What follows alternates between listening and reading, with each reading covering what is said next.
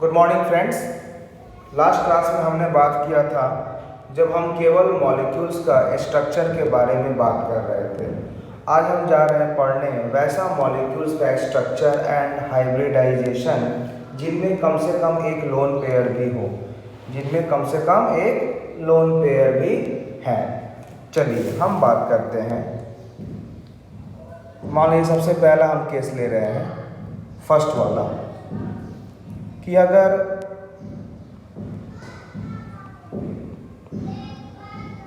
Number of bond है वो अगर 2 है और अगर नंबर ऑफ लोन पेयर है दैट इज इक्वल टू 1। पहला केस। अब हमें ये बात करना है कि जब हमारा बॉन्ड पेयर 2 है, लोन पेयर 1 है, इसका क्या बनेगा स्ट्रक्चर। मान लीजिए कि अगर हम कोई मॉलिक्यूल्स को ले लेते हैं, अगर हम सेंट्रल एलिमेंट को A ले लेते हैं, नंबर ऑफ बॉन्ड्स को B ले लेते हैं और लोन पेयर को L ले लेते हैं, तो ये क्या बनेगा, 2 बॉन्ड तो यहाँ बनेगा BB और एक लोन पेयर यहाँ हो जाएगा। ठीक है, एक लोन पेयर हमारा इधर हो गया। अब आप देख रहे हो इसका शेप क्या है। अगर हम इसका ओरिजिनल बात करें तो 3 लाइन वाले को हम क्या बोलते थे, ट्रायगोनल प्लेनर। Trigonal planar. ये कब इसका नाम था, जब हमारे पास लोन पेयर नहीं है, लेकिन ड्यू टू लोन पेयर तो ये हमारा ज्योमेट्री हो गया। अब लोन पेयर के जैसे लोन पेयर आया, अब इनका शेप चेंज हो जाएगा। क्यों?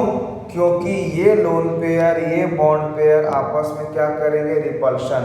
तो अब इनका शेप क्या हो जाएगा, इनका शेप हो जाएगा बेंट, BENT, बेंट। एग्जाम्पल की अगर हम बात करते हैं तो SO2, अगर हम एग्जाम्पल की बात करते हैं तो SO2 भी होता है, O3 भी होता है।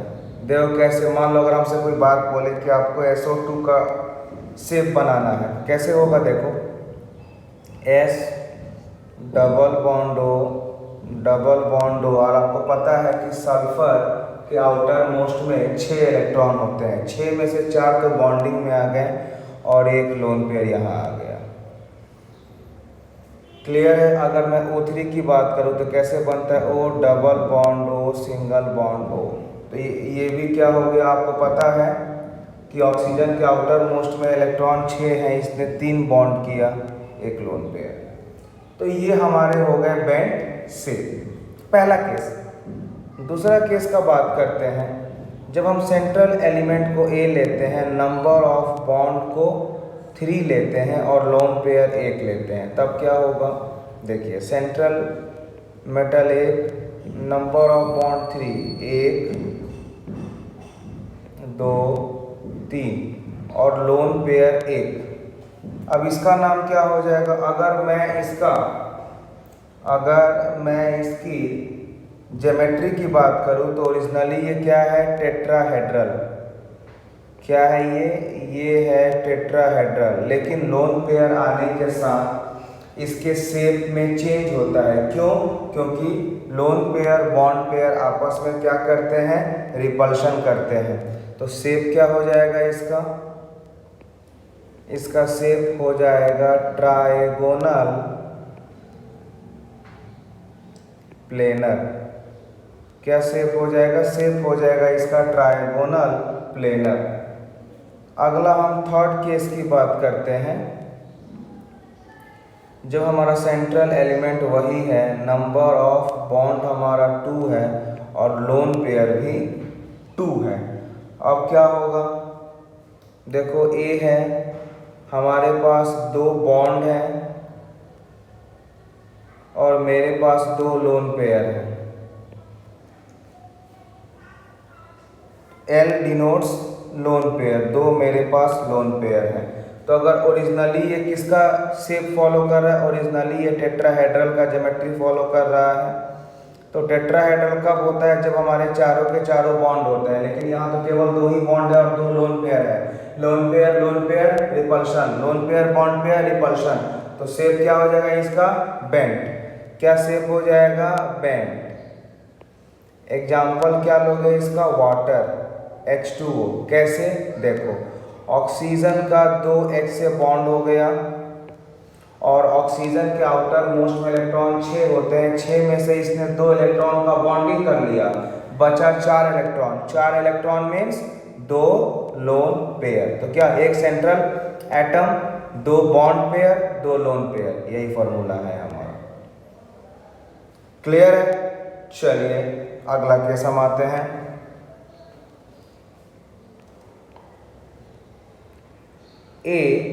B4, जब हम बॉन्ड 4 लेंगे, लोन पेयर 1 लेंगे। बॉन्ड 4 लोन पेयर 1, तो क्या होगा? हमने 4 बॉन्ड को ले लिया, B B B B, और हमने एक लोन पेयर को ले लिया। एक क्या ले लिया? लोन पेयर को ले लिया।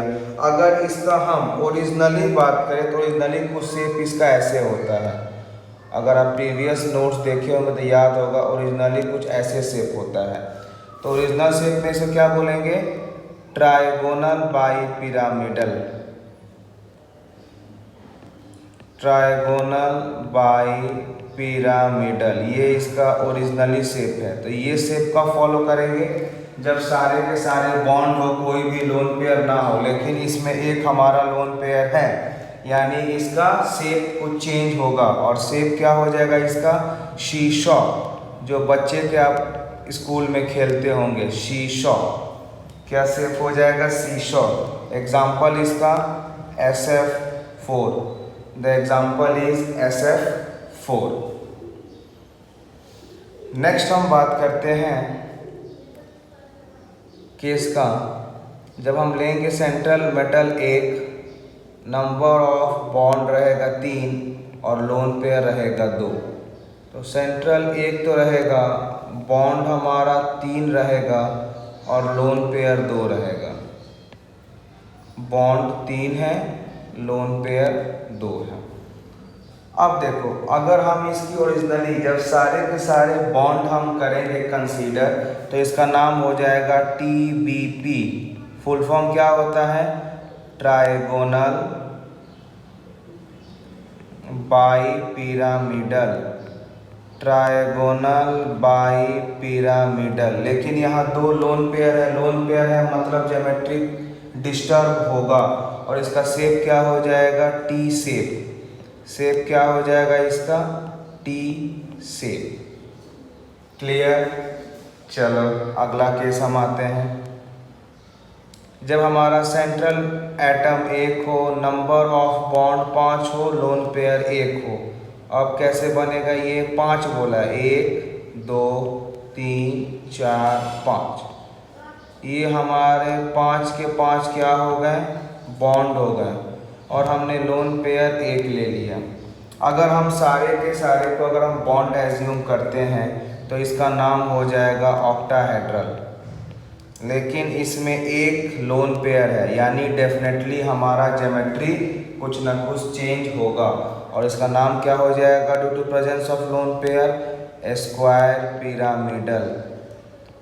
स्क्वायर पिरामिडल, ये इसका हो जाएगा नाम। अगला हम बात करते हैं, अगर सेंट्रल एटम 1 है, बॉन्ड 4 है, लोन पेयर 2 है, तो क्या हो जाएगा? बॉन्ड हमारा 4 है और लोन पेयर हमारा 2 है। बॉन्ड 4 है, लोन पेयर 2 है। अगर सारे के सारे को अगर हम बॉन्ड एज्यूम करते हैं तो इसका ज्योमेट्री क्या हो जाएगा? ऑक्टाहेड्रल। ज्योमेट्री इसका क्या हो जाएगा? ऑक्टाहेड्रल। लेकिन due to presence of lone pair इसका शेप चेंज हो जाएगा और ये क्या हो जाएगा? ये हो जाएगा स्क्वायर प्लेनर। ये क्या हो जाएगा? ये हो जाएगा आपका स्क्वायर प्लेनर।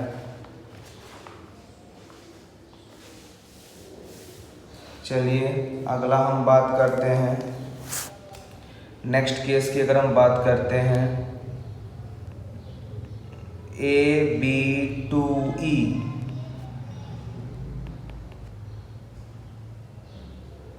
AB2E। जैसे मान लीजिए इसमें अगर हमने एक केस ले लिया SO2 का, इसमें अगर हमने एक केस ले लिया SO2 का, आपको पता है कि ऑक्सीजन 2 बॉन्ड बनाता है, ऑक्सीजन 2 बॉन्ड बनाता है, सल्फर आउटर मोस्ट में तो एक लोन पेयर, ये lone pair bond pair repulsion इसका शेप हो जाएगा बेंट। तो ये कुछ हमने लास्ट क्लास में आपको वो मॉलिक्यूल्स की ज्योमेट्री के बारे में बताया था जिसमें लोन पेयर नहीं था। आज हमने वो पूरा किया जहां लोन पेयर है। तो आप दोनों से क्या डिफरेंस देखें कि लोन पेयर के प्रेजेंस में क्या हो जाती है, हमारी शेप चेंज हो जाती है। क्लियर है? आप इसको एक बार गो थ्रू करो।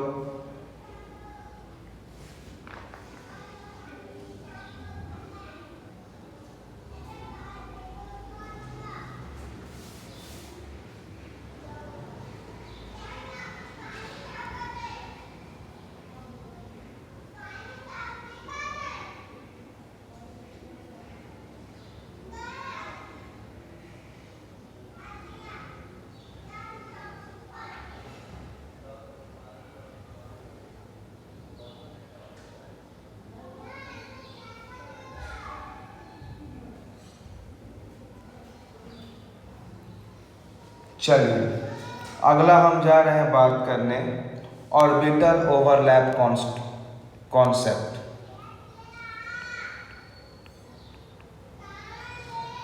Orbital overlap concept.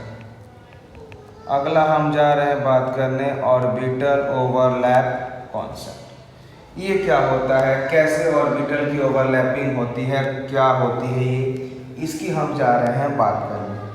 तो सबसे पहला पॉइंट आपको क्या समझना है कि जब भी दो ऑर्बिटल का आपस में ओवरलैप होगा तो हमें डायरेक्शन की ध्यान देना पड़ेगा। तो सबसे पहला पॉइंट होता है direction.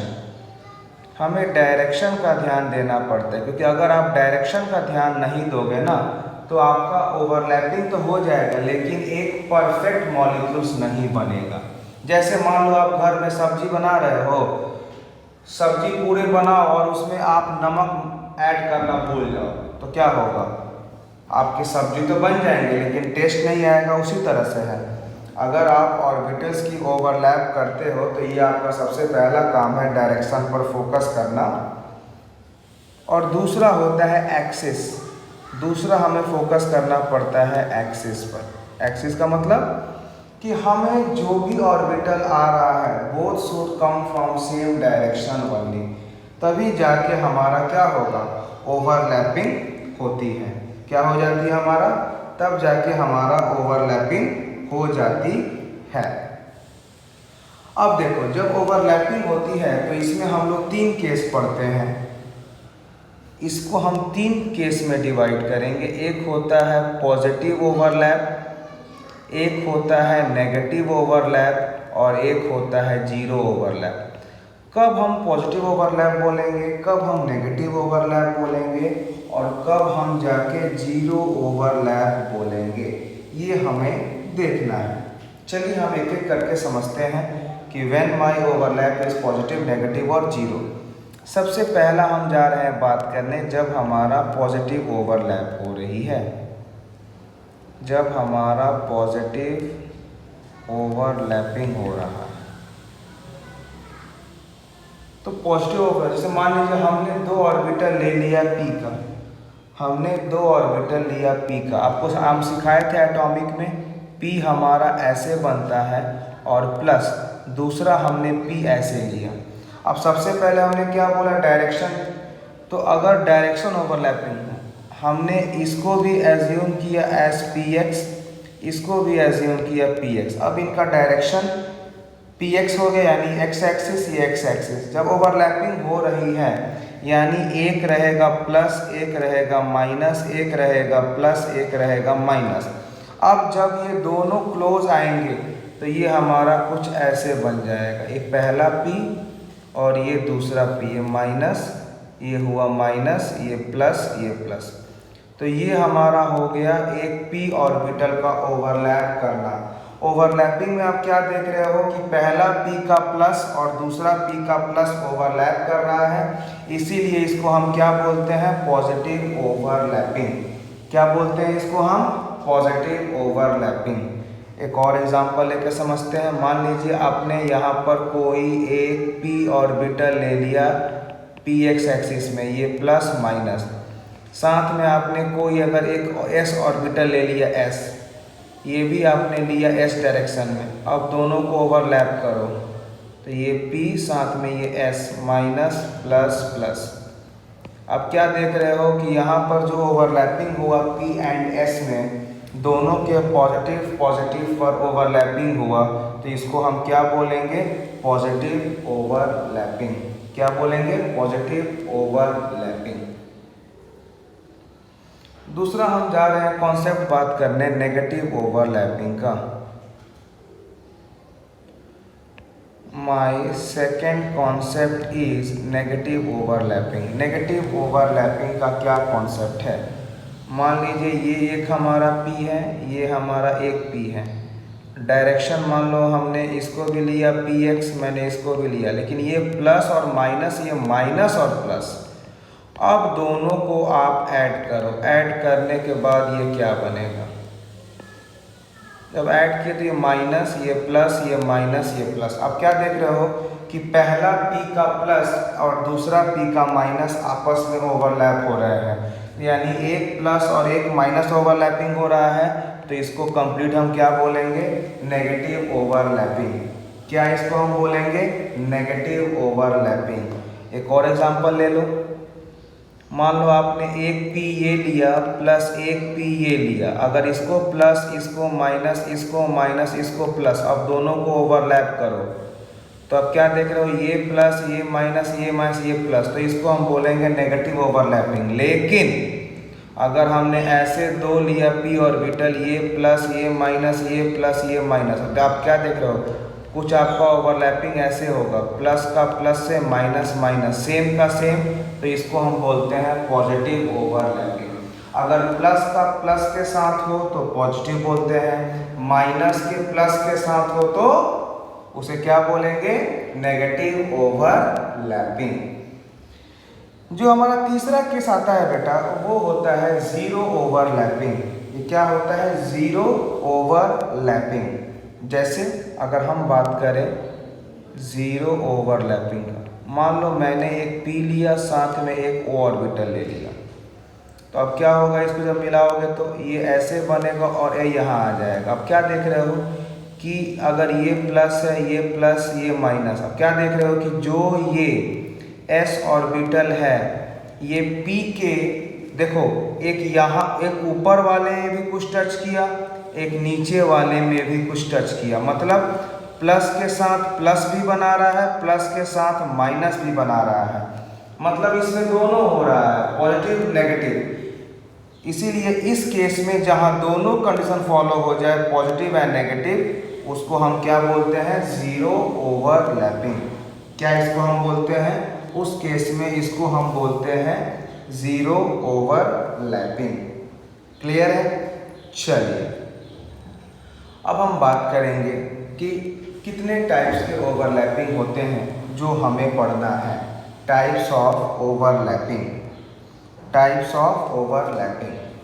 My next topic is types of overlapping.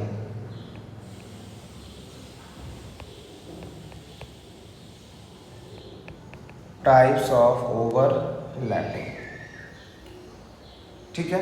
हमें दो तरह के बॉन्ड्स पढ़ने हैं, उसमें ओवरलैपिंग पढ़ना है। तो इससे पहले हमें दो तरह का बॉन्ड पढ़ना होगा। सबसे पहले हम पढ़ेंगे सिग्मा बॉन्ड, फिर हम पढ़ेंगे पाई बॉन्ड। अब सिग्मा बॉन्ड के अंदर आपका आ जाएगा SS overlapping, SP overlapping, PP overlapping, क्या आ जाएगा। और जो हमारा पाई बॉन्ड होगा, इसमें हो जाएगा पैरेलल ओवरलैपिंग पीपी का। क्या हो जाएगा, पैरेलल ओवरलैपिंग PP का। ठीक है, अब अगर हम बात करें कि what do you mean by sigma bond and pi bond, तो क्या होता है सिग्मा बॉन्ड और पाई बॉन्ड क्या होता है? सिग्मा बॉन्ड क्या होता है? एंड टू एंड कोलिजन या head on collision is called sigma bond, लेकिन पैरेलल या axial collision is called pi bond. जैसे आपको हम एक एग्जांपल देके बता रहे हैं, जैसे मान लीजिए कार्बन और कार्बन के बीच में एक बॉन्ड है, तो बाकी इसका क्या है, इसका एक p ऑर्बिटल खाली भी रहेगा और 2 आपने इधर से H लगा दिया। ठीक है, अब देखो हम थोड़ा मार्कर चेंज करते हैं आपको समझाने के लिए। जो ये हमारा बॉन्ड है एंड टू एंड बॉन्ड, इसी को हम बोलते हैं सिग्मा बॉन्ड, और जो PP का जो पैरेलल ओवरलैपिंग होगा ये, इसी को हम क्या बोलते हैं, पाई बॉन्ड। तो मैं आपसे पूछूं कि what do you mean by sigma bond and pi bond, तो आप क्या बोलोगे?